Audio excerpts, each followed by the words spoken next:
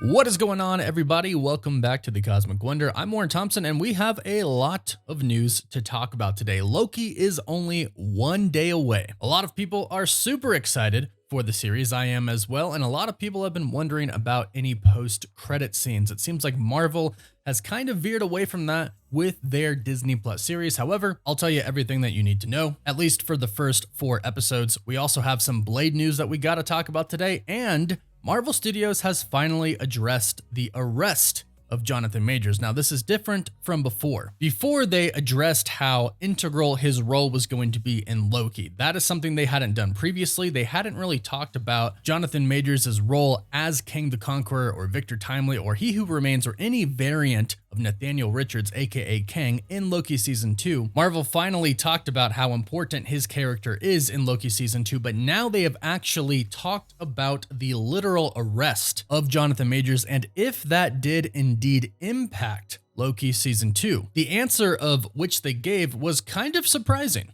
But of course, we'll break down everything you need to know in this video, and a big congratulations to YouTube user Zella24 for being the winner of our September giveaway. That person has been contacted. And of course, our October giveaway has started. All you got to do to enter is subscribe and leave a comment down below for your chance to win an Xbox Series X, a PS5, some Marvel Legends items, or some DC items. Winner picks one item, and we pick a winner at the end of each month. So first and foremost, since a lot of people have been asking, yes, there is one post-credit scene for Loki Season 2, and that is at the end of Episode 1. No spoilers here, not going to talk about what it is, but I've seen Episodes 1 through 4, and that is the only post-credit scene. 2, 3, and 4 do not have a post-credit scene. I am not sure about 5 and 6, since obviously I have not seen them, so they very well could. And Episode 6, we hope does, because we know that the TVA is going to be a factor in Deadpool 3, and it's said that Owen Wilson's Mobius is going to be in Deadpool 3 as well, so hopefully we get some sort of a teaser for that in a post-credit scene, or maybe even a Kang the Conqueror teaser in that post-credit. Fingers crossed for that. So stick around after the credits. We'll really mid-credits for Episode 1, and the other episodes 2 through 4, no post-credits. So like I mentioned, Marvel Studios finally addressed the actual arrest of Jonathan Majors. In an interview with Variety, executive producer for Loki and Marvel, Kevin Wright, was literally asked about the arrest of Jonathan Majors and how it affected Loki Season 2. In this interview with Variety, they asked, "You mentioned He Who Remains and Victor Timely.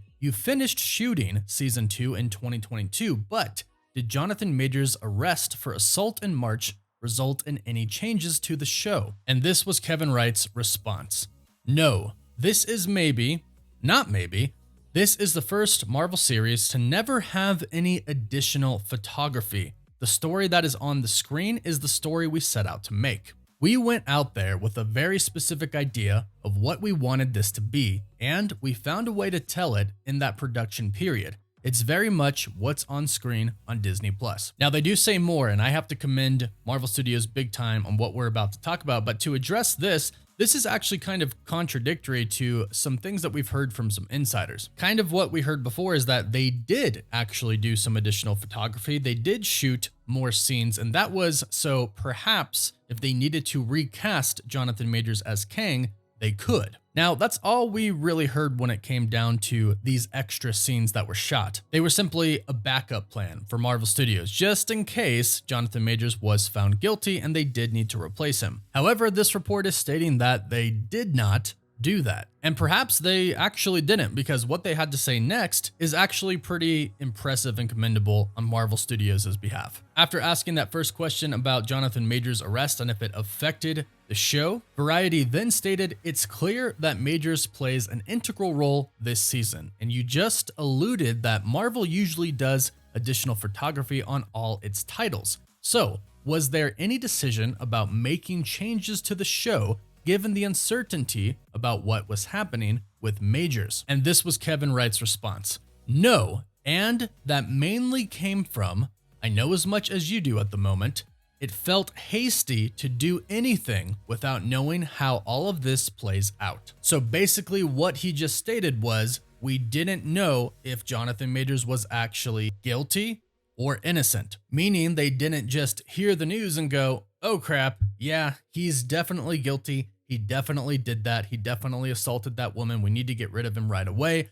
No, they simply said, we're going to wait and see what the court decides because you are supposed to be innocent until proven guilty. And yes, at first it did look pretty bad on Jonathan Majors' behalf. However, then him and his legal team came out with a lot of evidence in favor of him actually being innocent and the victim of the situation. But it is unfortunate that a lot of companies did drop Jonathan Majors. His PR company did, his management company dropped him as well. He was put off on some movies and some commercials as well, and overall his reputation was really tarnished, which makes it hard basically to get any more work as an actor. So his whole career has been severely affected by this entire situation. And if he is indeed innocent, I hope he can bounce back. And again, kudos to Marvel Studios for waiting to see the outcome before making a decision. Obviously, if he is found guilty, they will recast Kang the Conqueror. It seems pretty clear with what Kevin Wright said, how basically they're waiting to see how all of this plays out. If he's innocent, no changes. If he's guilty, they'll recast him as Kang the Conqueror. It's pretty simple at this point. And they have put him in some promotions for the show. He's not in there a ton, but he is still in some of these promotions and featurettes because he is a really, really big part of some of the episodes in Loki season 2. And I think a lot of people are going to be real surprised by his character. Now, as I mentioned in the beginning, we do have some Blade news, but it's not exactly good news, or depending on how you look at it,